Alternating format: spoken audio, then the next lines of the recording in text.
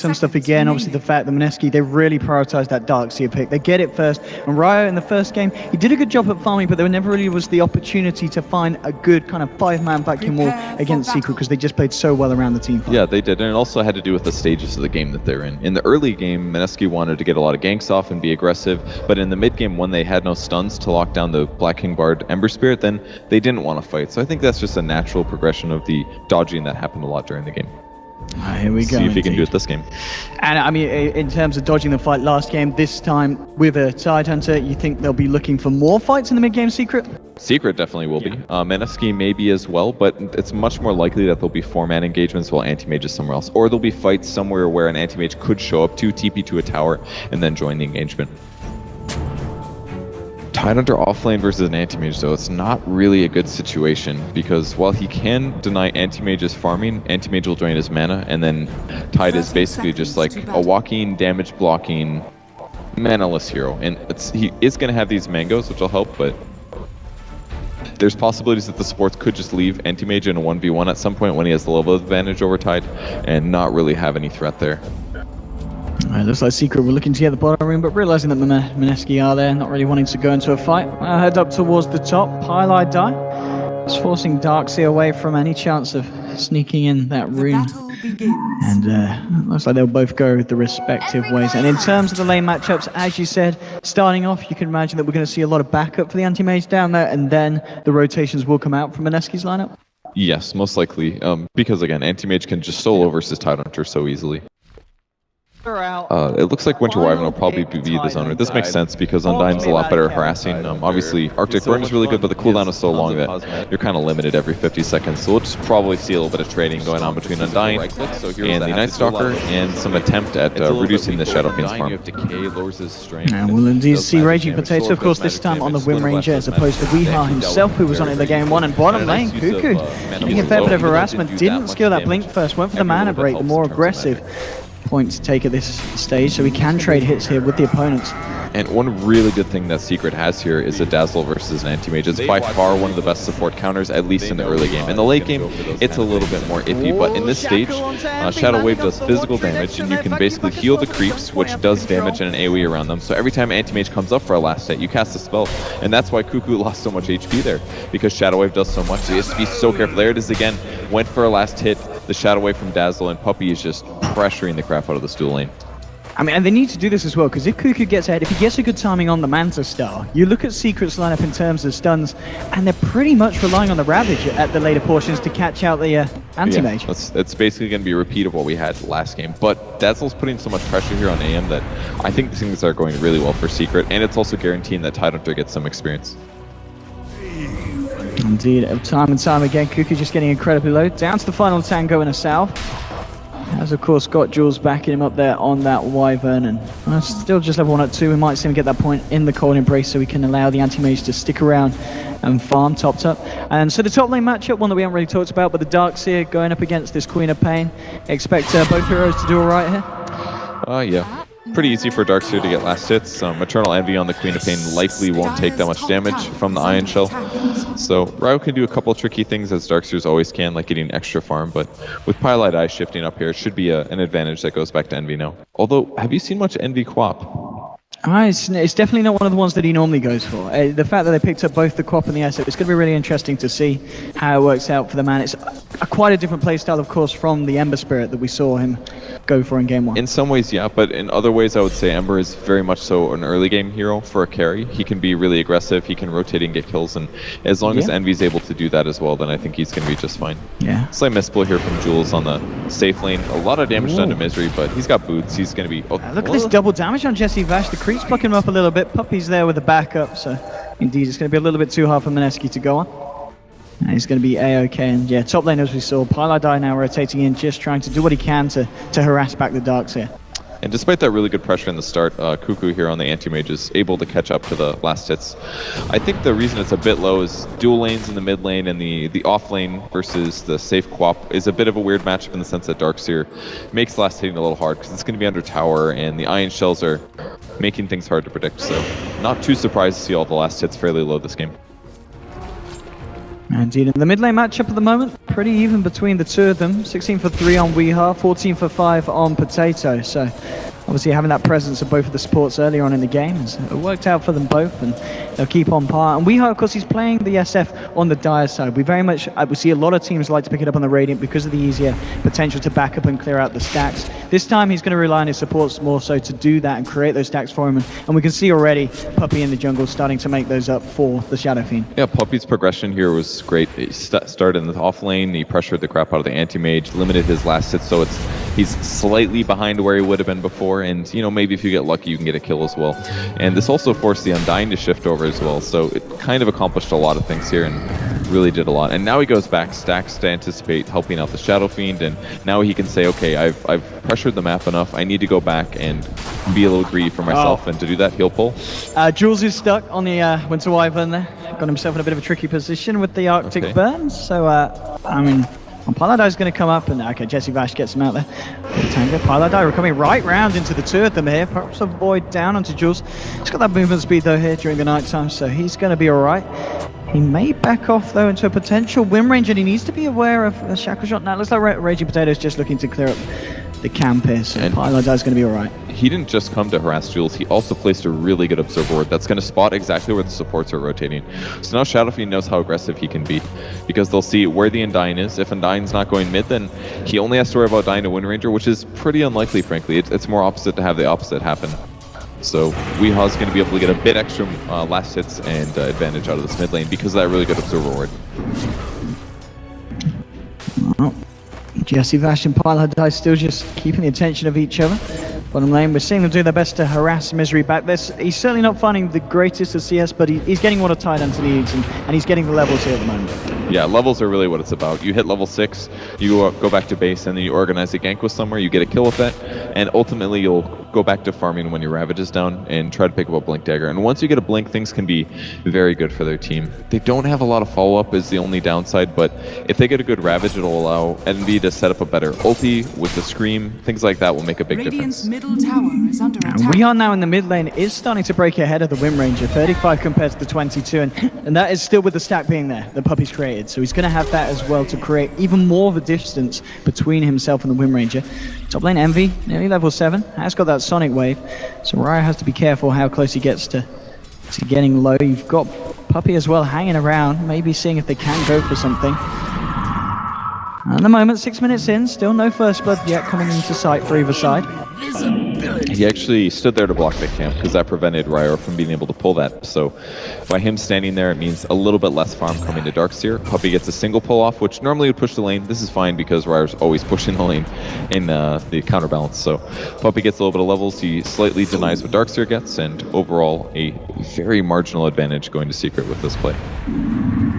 And Night Stalker just trying to get some levels there in the mid lane. Only level 2 at the moment on Paladai. You've got your level 6 coming out on Cuckoo. Halfway through level 5 on Misery. That's so leveled. For an offlane hero, this is amazing.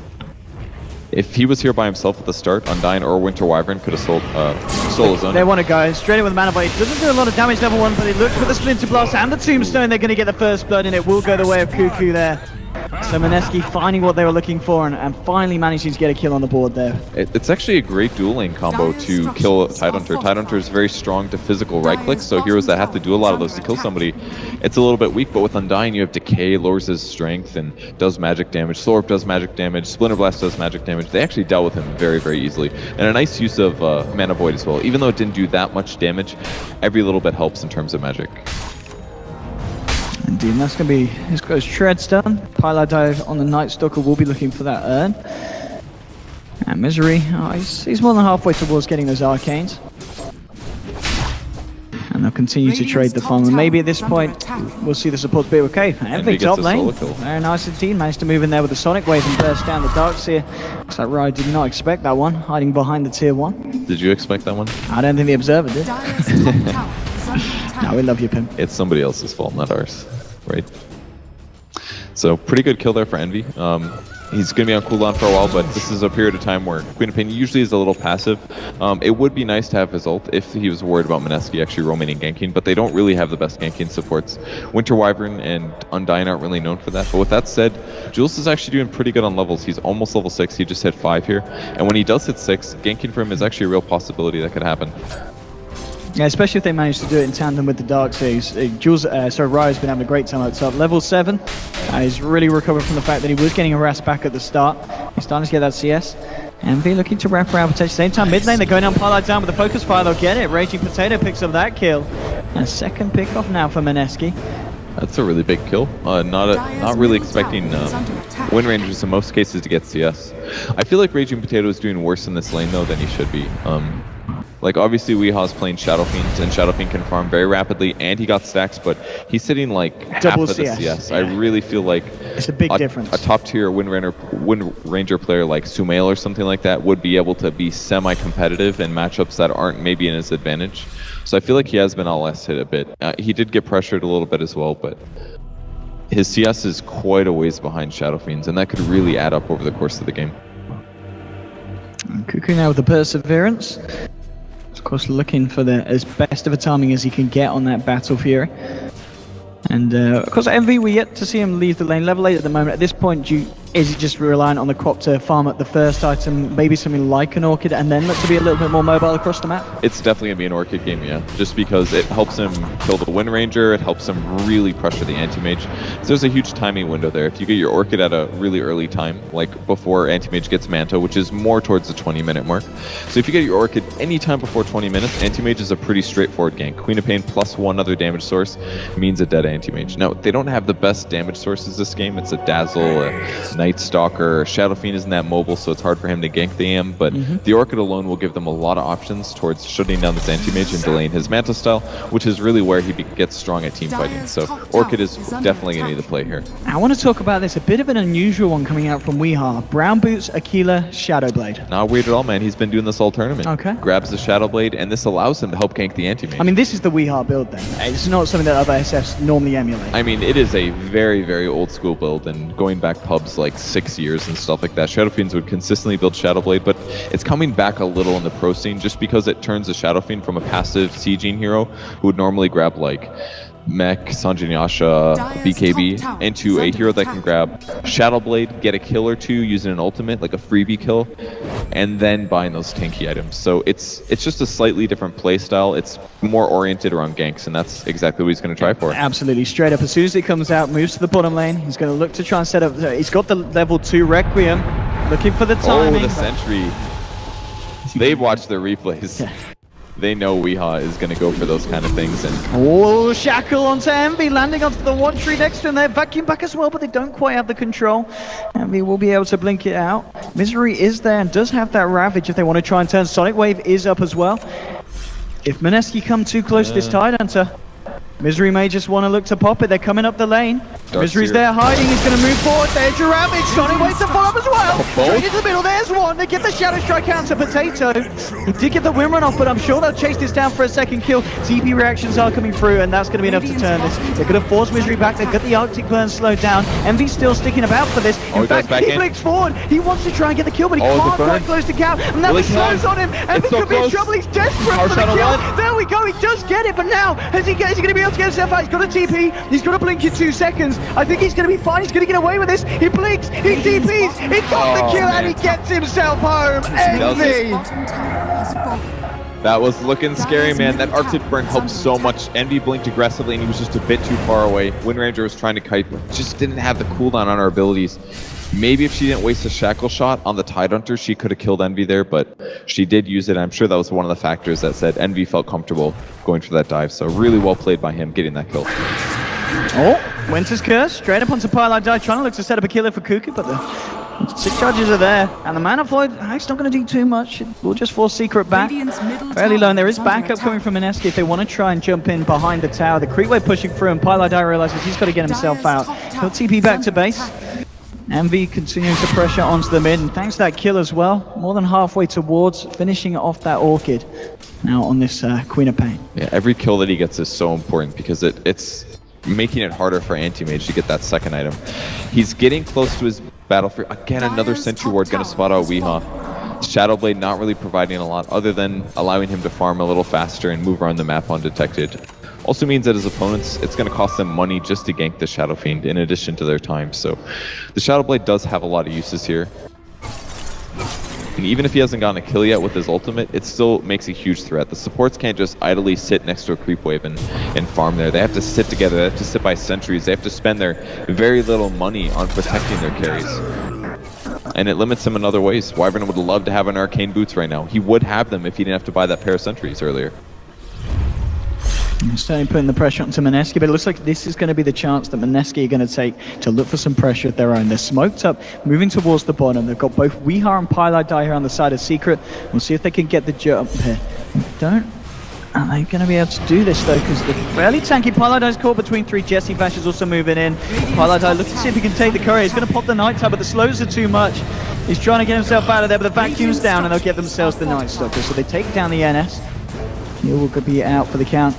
In top lane, Secret will manage to find the tier 1 trade, and Boosted Travel now picked up here onto this, and Misery's thinking about it, but Raging Potato with that haste rune, a little bit too speedy. Oh, the shackle on Envy! Oh! Latching beautifully, they've got the damage done with the Witch's Curse, they should do as well. They'll take the kill onto Envy, lovely play there from Raging and Jules, and they'll try and look for more. Chasing down Misery here with this haste rune, there's your Boosted Travel, Weehaw coming in, the Ravage, and he's going to look for the Rages, he takes down the kill onto Wind Ranger. They'll try and see if he can get some more, and meanwhile in the mid lane, Puppy's caught out by them, but he'll Shallow Grave himself, heal up as well, looking for the raises onto Jules, getting himself into the sidelines. Still in the mid lane, Puppy lived, he got himself out, and now Jesse Vash trying to chase back onto Pylai Die, and it looks like it will just be Envy and Potato going down there.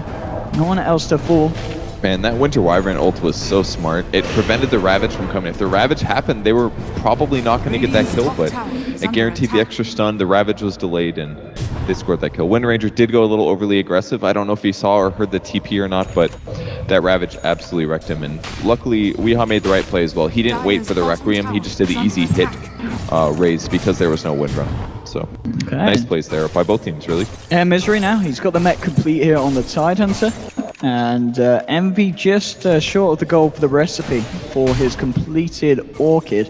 And you look, of course, the Anti-Mage did finish off that Battle Fury now, so the farm game's going to step up, and we'll see if he's going to be able to close that gap between himself and the SF at the moment, sitting about 1.7k on top of him at the moment. Really good aggressive wards for taking this tower. Pi's in the position to attack from the back. If they go from the front, Misery's got Ravage. No, he doesn't have Ravage anymore, but he does have a mech at least to protect his allies. That Splinter Blast did so much damage. It's going to be the mech coming out. They'll commit, and they will take the tower. Secret's still moving forward, maybe even thinking about fighting here. Raya did now put a skill point into the wall. He was holding it off until level 10. A little delayed. You could maybe argue that he should have had one earlier, but I don't think it was going to make a difference in any of the ganks that happened thus far. So just cared more about Vacuum, I guess.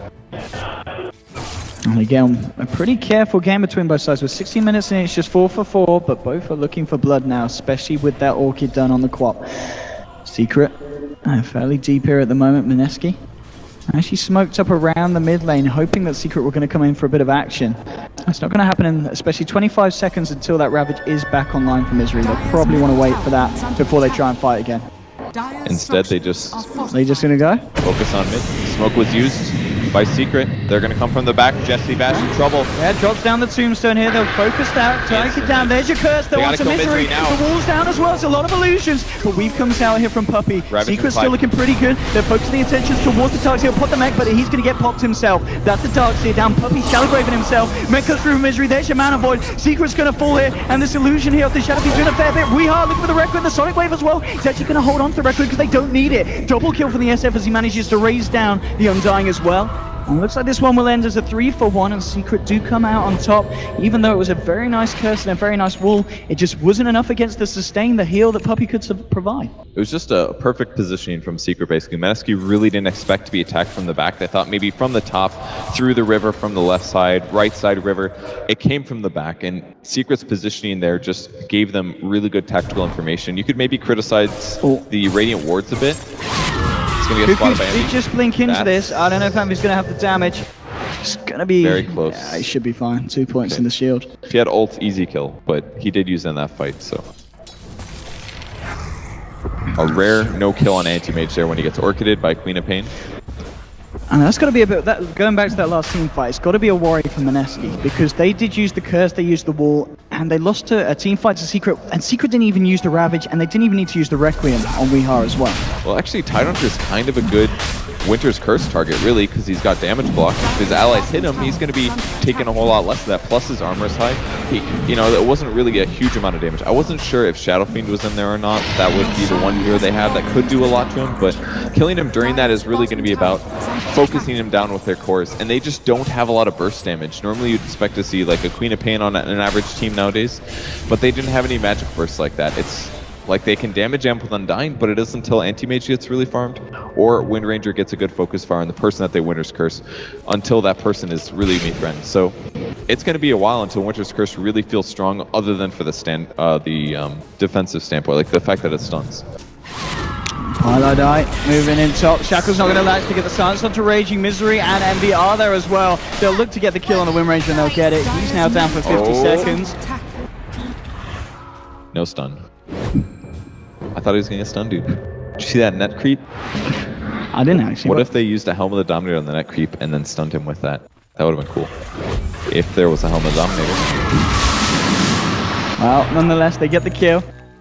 And they're maybe even looking for more. They're starting to push down mid. SMY is now done by Weehar as well, and he's already looking pretty. He's 2k still ahead of this Anti-Mage. Yeah. Anti-Mage furiously trying to farm up and trying to do what he can, but he's still got a fair way to go before the side of Secret are really going to be scared of him.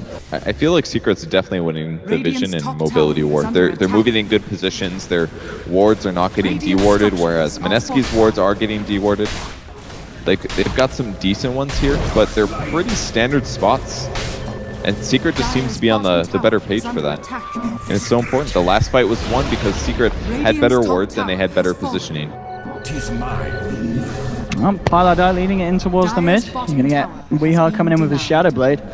And Darkseer could be in trouble there if they get the Void. So mid lane Puppy's being chased. Look at the fear. There's your Void. And here's the damage here from this Shadow Fiend. Weehar now dominating as he picks up yet another kill. And the early BOTs as well. This is something that not many players do, but Weehar definitely does. He goes for Shadow Blade, Sanjin Yasha, Boots of Travel. He loses some HP and some attack speed, but the mobility that he gets when he Shadow Blades is amazing. Like, to be able to catch up to a Darkseer like that. And it in some ways also increases your damage output, because if you're chasing after somebody that's fast, you spend less time catching up to them between attacks. And now Jesse Vash, he's caught just outside the base. Weehar trying to move on. Look at this damage. The charges going to stick just enough to keep him alive. So they actually lose the courier there, the die. And I did have the bottle on. Anti-Mage maybe was the one that got it. Weehar should have been able to get that kill, but he canceled his attack a bit earlier, so small mistake there, but he's not going to feel too bad about it. Raging Potato. He needs to get himself out.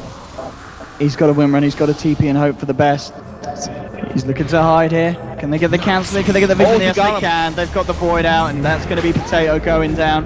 Another pick off for Secret. What a huge kill. So that'll be Ags for Wind Ranger, but 1-4-1 on a hero that can do a lot of damage. This is looking bad. Ult on Misery mid. They've got Kuka moving in as well, but Misery is just going to pop the grease to try and walk it off. Edge around it. Stunning wave onto 4. Misery will still go down. Secret, do they have to follow to clean this one up? They've got a cold embrace onto Kuka, keeping him alive. Envy trying to move forward with a screen burst. They can't quite get the anti-mage. Shadow Strike's going to tick him down. He's going to look for the TP back to base, and he's going to be all right. Gets himself back to the fountain. So Secret, even though the combo was there, it just wasn't enough damage to get themselves a kill. That was a huge fight from Mineski there. They got him to waste Ravage, so Tidehunter is pretty useless for the next minute, 2 minutes. They did use a couple ultimates themselves, but I mean, Sonic Wave down as well. That's gone for 100 seconds. That was huge that they were able to save him. The benefit of Winter Wyvern AM, pretty good combo. He's already super magic resistant. Throw some physical immunity on top of that, and he's in a good place. And if you look at his skill build, he's adjusted for this. No stat points, man. He's got 3 levels in Spell Shield, and I think that was a really nice reaction to what he's playing against here. A lot of magic coming out of Secret. So Mineski's certainly holding at this point. And Weehar coming into lane. We've got a Wind Ranger on the high ground. Would love to try and find a Shackle if he comes too close in this sentry there. Was of course getting the vision of Weehar as he came in. These wards are just so dominant for Secret. Oh, I'm sorry, this is a Radiant ward. That one's really useful. But this one over here by the Dire, super great ward. Spots all of their movements. They see, okay, Mineski is turtling right now. That's pretty clear. I mean, they can't really gank until they have Winter's Curse. They've made that clear, right? It's their best range disable. They're using it just to stun and set up kills. On top lane, you've got Pylon die out on his own. Does he have eggs? No, but he has. He's huge halfway night there. vision. He's halfway there. I think he just saw them with regular vision. Smoke from Secret. Cuckoo is there, but Cuckoo's actually just blinked forward here. He's in the trees though. I don't think they're aware of it. The smoke could break as Puppey. They already put the weave. Oh, they saw the blink. Oh, Cuckoo. Will they get him? All right, smoke breaks. They know he used to be there. They're gonna keep looking for him, I think. He's going to TP out, and yeah, they can't. They don't really have anything to do. They don't even have blink daggers yet. They can't find him. So he's gonna be okay there. Any new items on the map? Not that much. Envy finished his BKB on top of the Orchid. That was his item of choice. And yeah, over on the side of Mineski, other than the Ags, as we were saying, being done. They did pick up the Greaves just before the Ags on the Wind Ranger for the Darks here. And I think that's the Manta style, obviously done for Anti. Oh, he doesn't have Manta. He got found by Quap. But Envy didn't go for it because he's like, oh, he's just going to have Manta, no problem. It's one of those times where you should probably just do it anyways, just to test him, see what happens. But it's so hard to read that situation. If he just starts running after he gets Orchided, it could just be Anti-Mage waiting until something more serious hits him like a dagger. It's very hard to read there's that. not a sentry top. Okay, there is. Yeah, there is a sentry top. Ryan knows straight away. But look at those sentries on the map. There's 5 sentries. That's 5. It's not 500. Yeah, it's 500 gold. Each one is 100 gold. That's 500 gold that one of these supports doesn't have. The Undying, to be specific. And this guy's nothing. He's got a Wands and an Arcane Boots. And he's forced to buy all these because he bought a Shadow Blade. We do see Puppey go down. So they get 1 kill at least. But for a 5-position support that has no farm himself, it's not really what they need. The Shadow Blade completely paid off, honestly. It's one of the things it does. Shadow Fiend farms fast. He buys this item that's useful for him. Maybe not the best, but... And then he counters his enemy supports as well. Cuckoo looking for some aggressive jungling here. Over the other side, Weeheart is around.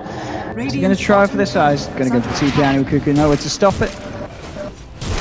And the Anti-Mage is playing this sense, but he's still managing to keep himself relevant. Still just behind the Shadow Fiend. Hasn't quite been able to get himself right on top because he's not been able to find himself in a huge fight favoring the side of Mineski. About 25 minutes in, 7 to 10. The fights haven't really been that frequent. Yeah, I don't really like his net worth right now. It doesn't make Mineski look like they're in a good position. Anti-Mage just should be ahead of everybody else. Like, Weehaw has basically just farmed incredibly fast to be able to keep his net worth up this high. And he's got the right items to deal with SF as well. He's got the Talisman now, so even if he does get stunned and he jumps in and Mantas, the mana drain that's coming out from the illusions won't be as fast as they'd be expecting. Like, Anti-Mage needs at least 1 item right now to be competitive with SF, and he's not there. And also the fact that the Wind Ranger is going to be going for the BKB next, so there's not going to be any MKB coming out anytime soon for any of the heroes on the side of Mineski. So, as you said, the evasion is going to be absolutely huge there for Weeha. Misery, he's still looking for that Blink Dagger on top of the Grease. 1,200 gold on the way to it. And a Solar Crest. We literally just mentioned they don't have a way to deal with evasion. And now he's got an extra 25% that he can throw on the Shadow Fiend when Shadow Fiend goes high ground. It's going to be disgusting. So, Secret is very likely going to go do some pushing here. Or they'll wait until they this mid, but there is a sentry. Jules is going to see it, but he's only going to see his own demise potentially. Will drop the Winter's Curse, but Puppey and Pylai die there. They'll clean up the Wyvern. I don't think that was worth it. I mean, he could have ultied, TP'd. I guess he also had the Glimmer Cape, but... Oh, Manta is there for Cuckoo. He's going to blink back, but he blinks into Misery, and Misery does have a Ravage if they want to try and control the aim, and they will. They'll pop the Ravage. They get the damage there with the physical burst from Puppey. It counts as a double kill as he moves across from that Wyvern kill in the mid lane. And very nicely done there by Secret, just positioning them ready for the blink out from the Anti-Mage. Yeah, the best play there was that Misery waited a while to Ravage. He hit him with the Gush, he attacked him a couple times, and then he Ravaged. He needed to buy time for his team to back up, and he knew that as soon as Anti-Mage blinked, he had 5 seconds until he could get away again. So count to 5, then Ravage, then let your team back you up. Gives you like 7 seconds to kill Anti-Mage. And with that kill, I imagine Misery's, he's only a few hundred gold now away from the Blink Dagger. He's in a really good position, and they have a good amount of Arcane Boots too. I think it's just his Greaves, but that should be enough to help out. Now, Mineski still could get a little lucky on things like Mana Void. Like Queen of Pain, for example, has a really big mana pool. If she gets drained, if they initiate on her, for example, drain her mana and throw the Mana Void out, it could potentially wipe Secret. They have some options here. But with Anti-Mage's farm dipping behind even of Queen of Pains right now, it's looking to be a bad place for them. He also went back for a Vlad's, an item that lets him lifesteal and passively farm. Jesse hiding. And they're not going to look for him. Oh, actually can see the TP, but maybe that's because they want to try and defend this tier 2. Okay, yeah, I think you're right here. They might want to try and come with it. They're sending people down. They want to try and fight this one. Jesse, he's going to move in. There's your tombstone drop. And they are getting blocked a little bit by his own creeps, but he's a little bit too speedy with his boots of travel and his SMY. They just aren't going to be able to chase him. He would have had to use that a little earlier when Secret was still a little bit far forward. But I'm sure he was scared. Again, he has almost no items. If he would have been out of position, like if Night Stalker would have found him as soon as he comes out, he just would have died if he went a little too early. But it's hard for them to know how many people are actually there. The ping's coming out now into Roshan. Secret spot that one out, and at this point, going to feel very comfortable going for that. Mineski unlikely to try and contest this one. The Secret do want to try and move in, and Edbling's going to be coming out of misery. So at the same time, maybe Secret just don't feel any rush in particular to do so. And I mean, we already see that Envy's working on finishing that Assault Cuirass that he's going to be very close to. Just needs the money there for the final bit of armor. And then we'll have an Assault Cuirass on this cop as well. There we go, back into the pit. Envy with the DD. Now take the Roche. Night Stalker now with the Aghanims here, Pilot Eye. And that's a Butterfly on Weeha. So some massive item pickups coming for the side of Secret. And you just got to ask, what's Mineski's answer going to be to this one? It's looking really bad for them. They're going to go high ground. They're 2 items ahead of a couple important heroes. Wind Ranger has 9,000 net worth. Queen of Pain's like 6 ahead of that. That's like 2 items. It's going to be really tough. He can't even get close to matching up against Weeha. Look, a BKB is not going to save Wind Ranger here. I think she should have just gone damage. MKB immediately after that would have been the only way. But now she's got a BKB, which, yeah, it'll make her magic immune and stop the slows and the misses, but, or at least the misses from Crippling Fear, but I don't, and the Ravage, but I don't know if that'll be enough. Online, Paradise, giving a bit of harassment here to Cuckoo. The rest of the side of Secret still putting on the pressure. We already saw Weeha just head up to the high ground, get the punches in onto the tower. And he's got the sustained Puppy there on the Dazzle behind him, so he knows that he can do this. They have every piece. They have an Initiator, they have a core that can tank, they have somebody giving them vision. Secret has, their lineup is perfect here. It's so good. It's looking to be that unstoppable force at this point. Look at the racks just melt. There's a focus fight, but he just doesn't care. It's not doing any damage with the Solar Crest laid down onto Weeha. He's evading half of the shots. They'll attempt for a shackle. They'll move Cuckoo in. But he just turns around and hits back at the anti-mage, and they've got to walk themselves back off. This is the reason Shadow Fiend is so popular right now and seen so valuable. From the side, Jesse Bash. They'll drop a wall here, Mineski, but they've lost the Undying. We are just playing around the wall. There's going to be the mid lane racks gone.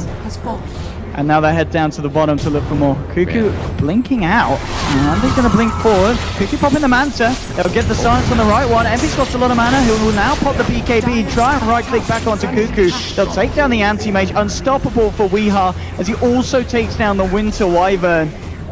And only 2 left on the map here for Mineski. Secret having a pretty insane game. Game 1, we saw them struggle a bit in the early game against Mineski, but they turned it up for the late game, and in this game, Secret, they've been turned on from the start.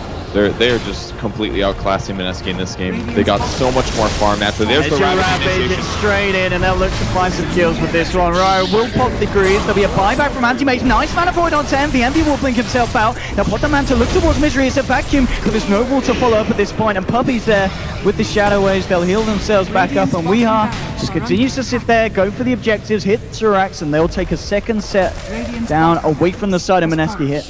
I don't even think they leave. Go back top lane. They continue. I guess they're low on mana. All right, they're playing this ultra safe. Secret wants no chance of going to loser bracket. I don't even know if they need to though. I mean, Mineski is so far behind in farm. They still have the Aegis. They're just going to go back. They're going to farm for about 40 seconds, and then they're going to go back top, and they're going to end the game. I just really think that Secret clearly outclassed Mineski this game. They farmed faster than them in all categories. They completely won the mid lane. Weeha's been out-farming an anti-mage consistently, even though he got a relatively fast timing on the Battle Fury. Oh, he's going to go for the kill on Cuckoo. Okay, Cuckoo taking on the edge here. Will blink out, so won't be able to quite find the damage for the kill.